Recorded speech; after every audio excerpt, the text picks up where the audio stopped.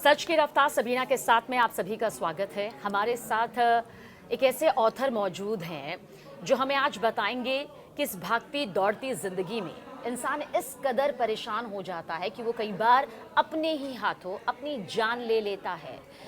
वो अपनी जिंदगी को पल भर में ऐसे खत्म कर देता है मानो कोई गुड्डे या गुड़िया का खेल हो, लेकिन उस दौरान उसके दिमाग में क्या चल रहा होता है और ऐसा ना हो, इस तरह कदम बढ़े ही ना। इसके बारे में शास्त्री सौरभ जी हमें ज़रूर बताएंगे। सबसे पहले बहुत बहुत स्वागत है आपका शास्त्री सौरभ जी। कई मुद्दों को लेकर, क्योंकि आप वेदों के जानकार हैं, आपने इसे लेकर एक किताब भी लिखी है और आप जानते हैं कि धर्म से जुड़ा हुआ इंसान किस तरह से अपनी ज़िंदगी के उस ठहराव को महसूस करता है, हर परिस्थितियों का सामना कर लेता है। लेकिन बहुत से ऐसे लोग, और अब तो ये मामले बढ़ते जा रहे हैं, जहाँ पर हल्की सी घबराहट होती है और लोग आत्महत्या कर लेते हैं। क्यों? जी, आपको ये समझना होगा कि जो एंजाइटी है, ये एंजाइटी कोई बीमारी नहीं है, ये एक सिग्नल है जो हमारा दिल हमें दे रहा है। अगर आप अपने दिल को समझना शुरू कर दें, अपने दिल की सुनना शुरू कर दें, तो एंजाइटी वैसे मतलब मैंने बताया बीमारी नहीं है। लोग सुनते नहीं उसको। जैसे फीवर होता है तो हमारी बॉडी हमें सिग्नल दे देती है कि बॉडी वीक हो रही है, हम रेस्ट करते हैं, वो ठीक हो जाता है। ऐसे ही एंजाइटी है, वो मन की है, वो मन का बुखार है, एक तरीके से कह सकते हैं। तो इंसान को पॉजिटिव रहना चाहिए। और सबसे बड़ी बात आज के अगर हम समय में देखते हैं, जहाँ तक मेरा विचार ये है कि आज के समय में सुनने वाला कोई नहीं है। दिल भरे हुए हैं सबके, कोई लिसनर नहीं है। जिससे आप बात करने जाओगे, या तो वो आपके जाते ही आपके पीछे से बुराई करेगा, आपको पता है, या फिर वो सुनेगा ही नहीं, वो पहले ही अपना आंसर तैयार रखेगा। तो इंसान अंदर से बुरी तरीके से भरा हुआ है। क्या कमज़ोर दिल वाले एंजाइटी का शिकार होते हैं? क्योंकि देखिए नौकरी में हार मिल जाती है, कई बार लोगों को प्यार में हार मिल जाती है, कई बार शादीशुदा ज़िंदगी सही नहीं चल पाती है, कई बार बच्चे इस तरह का बर्ताव करते हैं, कई बार लगता है कि जिनसे उम्मीद की है उन्होंने उम्मीद तोड़ दी है। एंजाइटी इतनी हावी हो जाती है कि इंसान फिर ऐसा कदम उठा लेता है जो उसकी खुद की ज़िंदगी को ही लील लेता है। देखो, जहाँ आशा है वहीं निराशा होती है, ये बात समझनी होगी। पूरी गीता यही बता रही है कि आप जिससे आशा करेंगे आपको निराशा 100% मिलेगी। और जहाँ एक्सपेक्टेशंस होती हैं वहाँ पे इंसान टूटता है हमेशा। कोई किसी से कुछ उम्मीद करके रखता है, मगर वो जब पूरा नहीं होता तो उसको बुरा लगता है। तो सबसे पहला मैं यही ज्ञान दूंगा कि एक्सपेक्टेशन ही मत करो। आप अपनी ज़िंदगी से खुश रहिए ना। आपको ग्लास खाली क्यों दिख रहा है? आपको ग्लास आधा भरा हुआ भी दिखना चाहिए। आप उम्मीद ही मत लगाओ। आपकी लाइफ है, आपका जन्म है, आप अपने हिसाब से जियो। कोई किसी के लिए नहीं आता, सब अपने लिए आते हैं। अच्छे से जियो, अच्छे से खाओ। आपको जो भगवान ने दिया उसको थैंकफुली आप उसको एक्सेप्ट करो। तो दूसरा क्या है कि कंपैरिजन है एक दूसरे के साथ, कि उसका इतने का पैकेज है, उसने इतना कर लिया। और ये शुरुआत घर में हमारे रिश्तेदार या माता पिता से ही होती है। वो बचपन से हमें कंपैरिजन सिखा रहे हैं, स्कूल में हमें कंपटीशन सिखाया जाता है। तो ये एक ऐसी रेस लगी हुई है जिसमें कोई फर्स्ट नहीं आ रहा। ये बात आप बिल्कुल ठीक कह रहे हैं। आजकल तो हम देख रहे हैं कि बच्चों की पढ़ाई इतने अच्छे अच्छे स्कूलों से, कॉलेजेस से हो रही है। बड़ी बड़ी पढ़ाई, मोटी फीस यहाँ पर कई कोर्सेज को करने के लिए दी जाती है। बच्चे अपनी पूरी ज़िंदगी जीते हैं, फिर एक ऐसा दौर आता है, फिर उम्र का वो पड़ाव आता है जहाँ पर वो अच्छी खासी मोटी सैलरी वाली जॉब भी कर रहे हैं, आर्थिक तौर पर मजबूत भी हो रहे हैं। फिर अचानक से एक दिन खबर आ जाती है कि एंजाइटी की दिक्कत हो गई। वो डॉक्टरों के चक्कर लगा रहे हैं, उन्हें सुनने वाला समझने वाला कोई नहीं है। ये फिर आपको लगता है कि कहीं ना कहीं जो शुरुआत है वही जड़ है? बिल्कुल, जड़ हमारी स्कूलिंग से स्टार्ट होती है।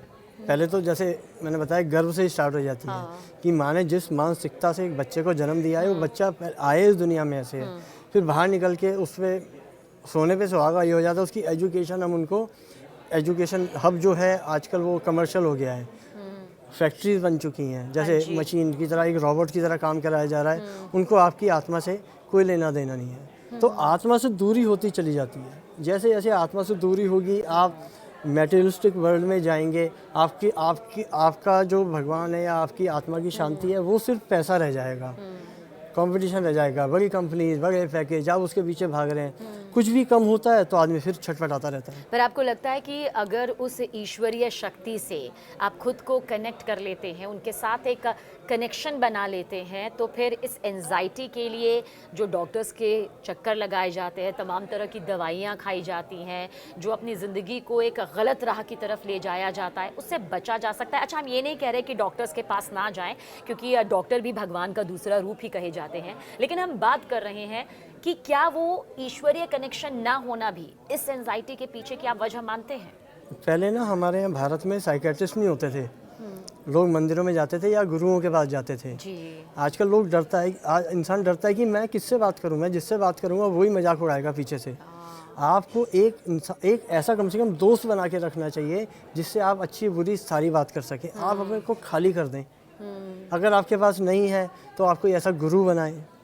अगर आपके पास गुरु नहीं है तो आप साइकेट्रिस्ट के पास जाएं, आप डॉक्टर्स के पास जाएं। मगर मैं सबको यही सलाह दूंगा कि आप अपने आप को खाली कर दें, आप बोल दें। अगर इससे भी आपको सही डायरेक्शन नहीं मिल रही है, बहुत इजी शब्द में समझाता हूँ, एक भगवान की डायरी बनाइए जो भी आपके इष्ट हों। हाँ जी, जिन्हें भी आप मानते हो, चाहे शिव जी को मानते हो, भगवान कृष्ण को मानते हो, श्री राम को मानते हो, हनुमान जी, उनके नाम से उनकी डायरी बनाइए कि जो मैं उन्हीं की डायरी होनी चाहिए। हाँ, मैं इसमें जो लिखूंगा वो भगवान मेरे इष्ट तक पहुंचेगी। अच्छा, बस आप कुछ मत कीजिए, आप अपने दिल की जितनी भी आपकी भड़ास है, अच्छा बुरा, क्योंकि इंसान के अंदर बहुत कुछ होता है, वो उसमें लिखना शुरू कर दे डेली, वो खाली हो जाएगा। अच्छा, क्या ये बच्चों को भी दिया जा सकता है कि बच्चा लिखे तो सही, माता पिता देखे तो सही या समझे तो सही कि एक बच्चे के अंदर एक छोटी सी उम्र में आखिर क्या कुछ चल रहा है?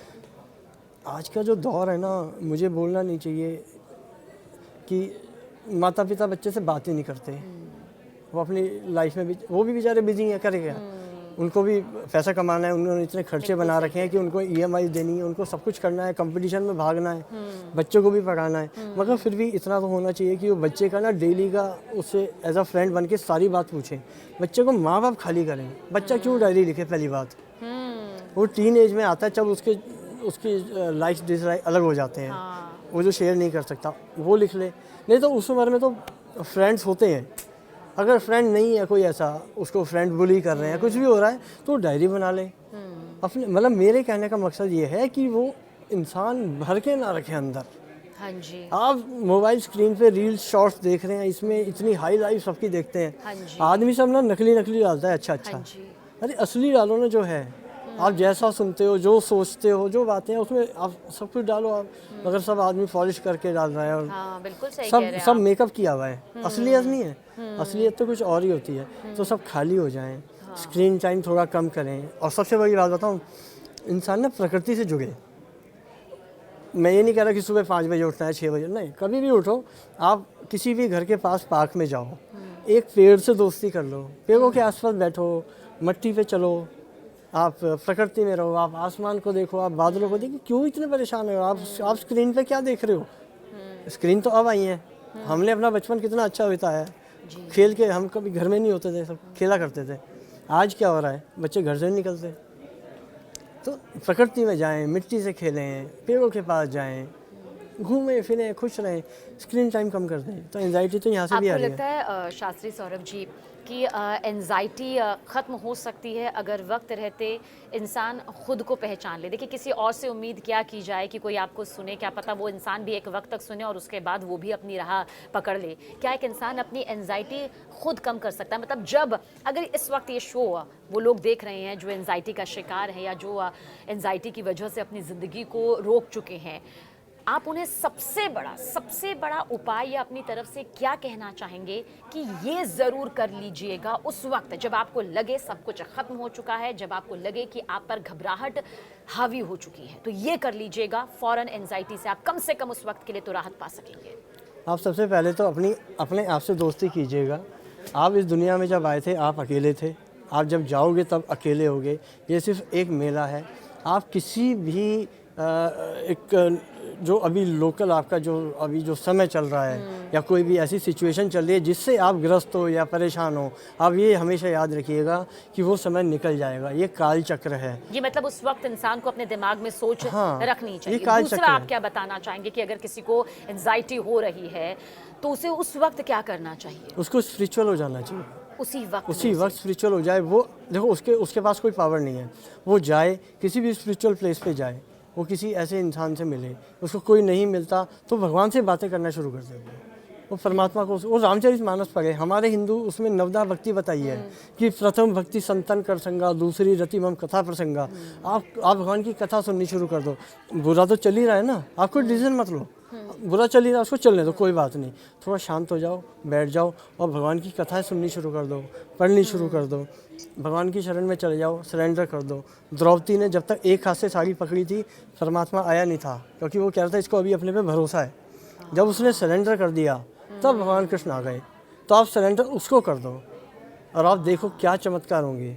समय तो दो, दिमाग को खाली तो करो, कोई गलत डिसीजन किसी को नहीं लेना। मैं आपके आगे हाथ जोड़ता हूँ, ये जीवन एक वरदान है, ये एक, इसके बाद पता नहीं क्या मिले, क्या हो क्या ना हो। आप यहाँ तक पहुँचे हो, आप इस दुनिया में आए हो, आप सेलिब्रेट करने आए हो इस दुनिया को, अपने जन्म को सेलिब्रेट करने आए हो। आप नवधा भक्ति मेरे कहने पे ज़रूर पढ़िएगा। 9 प्रकार की भक्ति हैं। आप 9 प्रकार की भक्ति पढ़िए, आपको जो समझ में आए कर लो। आप भगवान को दोस्त बना लो, आप उसको परमात्मा बना लो, आप संतों का साथ कर लो, आप तीर्थ यात्रा कर लो, आप कथाएं सुन लो, आप कथा पढ़ लो, आप जाओ तो सही। मैं ये नहीं कह रहा कि आप इसको ही करते रहिए, बट आपको बहुत शांति मिलेगी। अगर आपको कोई सुनने वाला नहीं है, परमात्मा 24 घंटे तैयार है। मंदिर में सारी मूर्ति खड़ी नहीं है, बैठा हुआ कोई नहीं है, सब तैयार हैं आपके लिए। आप बुलाओ तो सही, वो तो रेडी बैठा है। आप अपने आप को समझिए, आप इस दुनिया में अकेले हैं, ये आपका जन्म है, आप इस दुनिया में आए हैं जी। आप किसी और के लिए अपनी ज़िंदगी को बर्बाद करेंगे। अभी रात है, कल सुबह आ जाएगी, कोई बात नहीं, थोड़ा समय लगेगा, शांत रहिए, अपनी आत्मा को पहचानिए, अपने आप को पहचानिए, खुद से दोस्ती कीजिए ना। इंसान को इस दुनिया बजाय इसके कि बाहर आज इंसान दोस्ती ढूंढ रहा है, सहारा ढूंढ रहा है, रिश्ते ढूंढ रहा है, आप कह रहे हैं कि उस ईश्वरीय शक्ति से कनेक्शन साधिए और खुद के सबसे अच्छे दोस्त बनिए। खुद से दोस्ती कीजिए, अकेले में अपनी आंखों से अपनी आंखों को देखिए। अगर आप अपनी आंखों को देखेंगे, आपको मेरी बात समझ में आएगी। आप 2 मिनट लगातार अपनी आंखें नहीं देख सकते। कभी अपनी आंखों को देखा है? कभी खुद से मिले हो? कभी अपने हृदय से मिले हो? आप खुद से मिलिए और फिर देखिए, आपको किसी की ज़रूरत नहीं पड़ेगी। जो अकेले रहते हैं वो सबसे सुखी होते हैं, याद रखिएगा। बहुत बहुत शुक्रिया, बहुत बहुत धन्यवाद शास्त्री सौरभ जी। आपसे बातचीत करके वो ज्ञान मिलता है जो शायद बहुत कम पॉडकास्ट में हमें मिल पाता है। लेकिन ये है कि हर मेहमान की, हर अतिथि की अपनी एक खासियत होती है, पर उस खासियत से भी परे जब आपसे बातचीत होती है तो वाकई एक अलग ईश्वरीय शक्ति का जो कनेक्शन है वो यहाँ पर हर किसी को, सबको यहाँ पर महसूस होता है। बहुत बहुत शुक्रिया। Thank you so much. नमस्कार।